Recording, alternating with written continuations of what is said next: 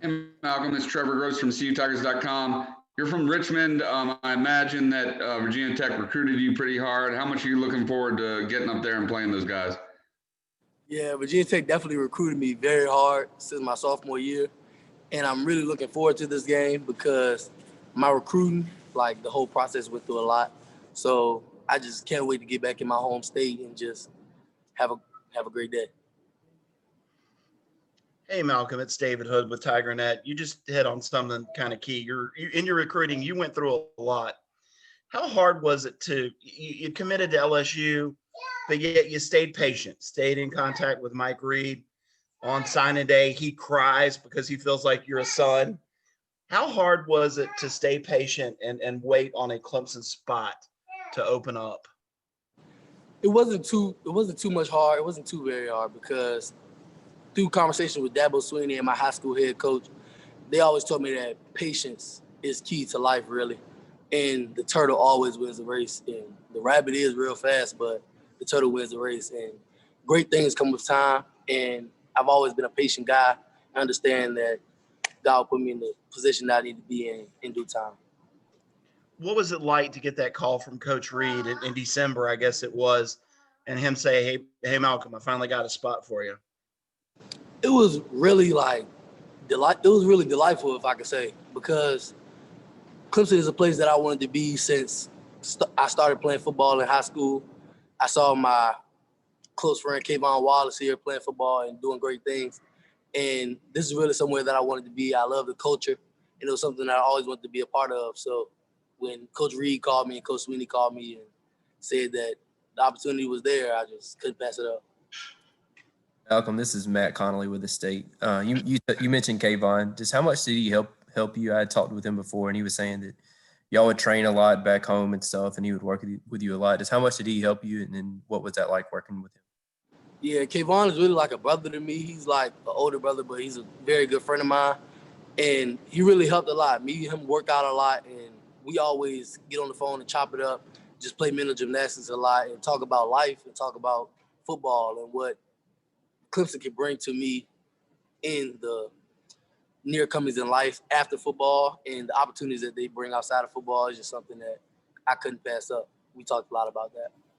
Is there anything specifically he helped you with your game? He really helped me with being patient at the line and also not opening up too much. And he also, the last time we worked out, he helped me with positioning my hands for the ball and showing that, like, putting your hand over top when the ball is in a diagonal position is really effective, because he did actually drop a lot of interceptions while he was here, but he made some very great plays, and I like to pick up from that. How did y'all start growing close? Like, what was it? I know y'all went to the same high school and stuff, but what was it about y'all that made y'all so close? Yeah, him and my brother were pretty cool when my brother played on the same team as him. And my sophomore year, when I started playing varsity and started being more known around my area, me and him hit it off quick and started being recruited more. And people always said that we were a lot alike about how we carry ourselves outside on the field, and about how we present ourselves on the football field, and how intellectual we are about the game. And they say that we move a lot alike here and at Highland Springs. They say that I make the same movements as him on the field. So we really just hit it off. That's my dog. It's David again. I have to ask. I talked to Coach Lauren Johnson about your decision after it all happened, and he said he thought that the night of the national championship game, your phone might have been blowing up and a little bit difficult for you. What were some examples of some of the messages that you were getting from people that may have been telling you, hey, look, maybe you made the wrong decision? Yeah, it was messages from people that some people don't really watch football. They just wanted something to jab at me and say. And people all around my area, definitely, and on Twitter and different recruiting sites, were saying maybe I made the wrong decision and I shouldn't have flipped. But I know that I put myself in the perfect position to be great in life. And I feel like Clemson is the best program and best family to be a part of to do so. And I'm glad I made my decision.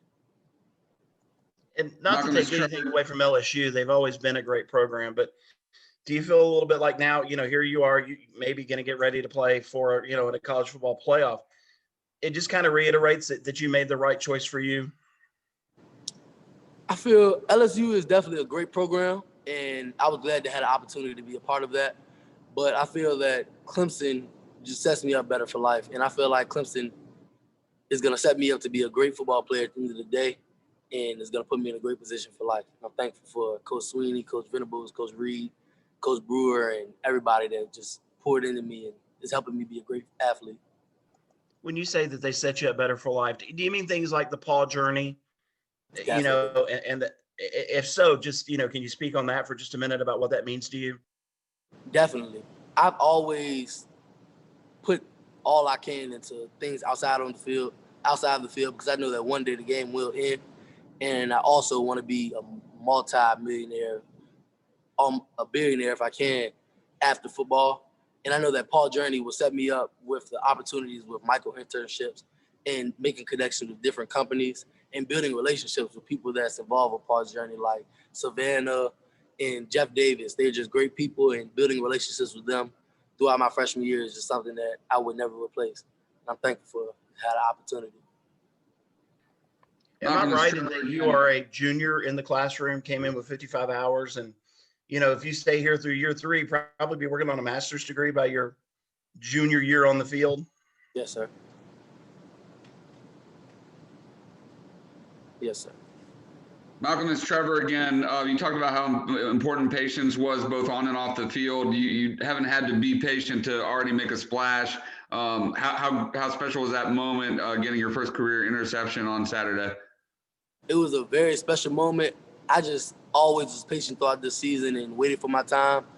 I understood that I did put the work in, and I'm just thankful for Coach Venables for just being a great defensive coordinator and calling the right calls and putting me in great positions to make great plays and pouring into me outside of the field and just helping my intellect of football and helping me become a smarter player.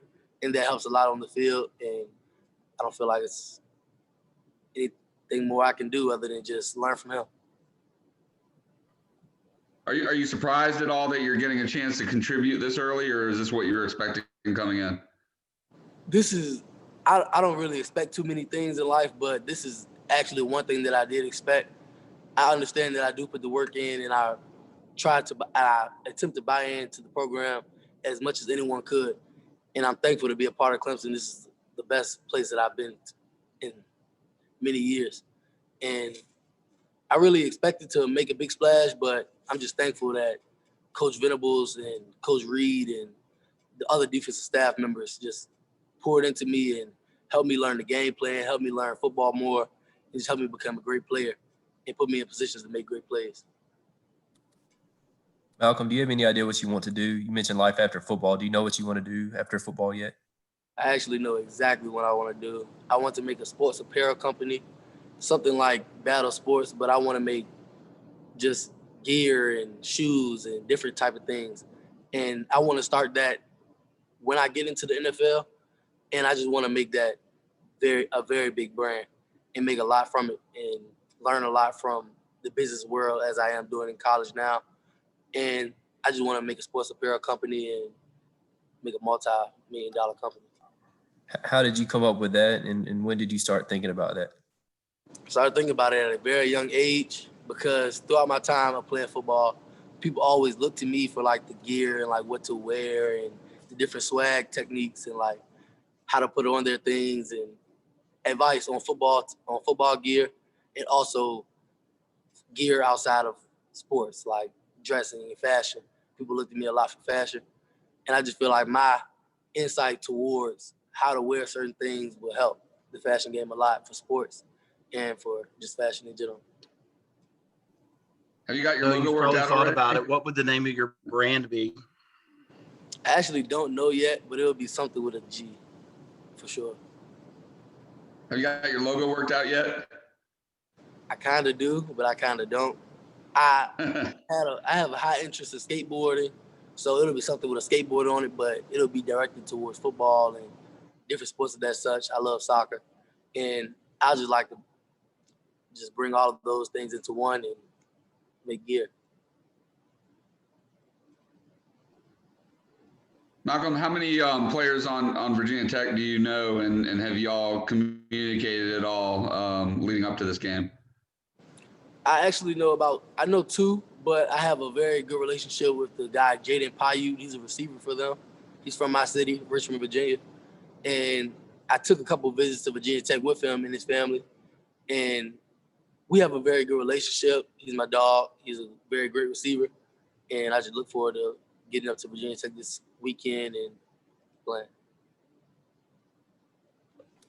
Did you know Saturday that you were going to be playing more and have an expanded role? And what was it like getting ready for the game, knowing you would be a pretty big contributor? Yes, I knew that going into the game, I'll be playing more. I didn't know for sure that I would start, but over the past 3 weeks, like the coaches poured a lot into me and told me that it was time for me to step up, and I had to play a major role the past weeks in practice, and I just try to make sure I bring that energy and juice to the program and to the team on the field at all times, no matter how tired I get. I just try to stay on 100 at all times.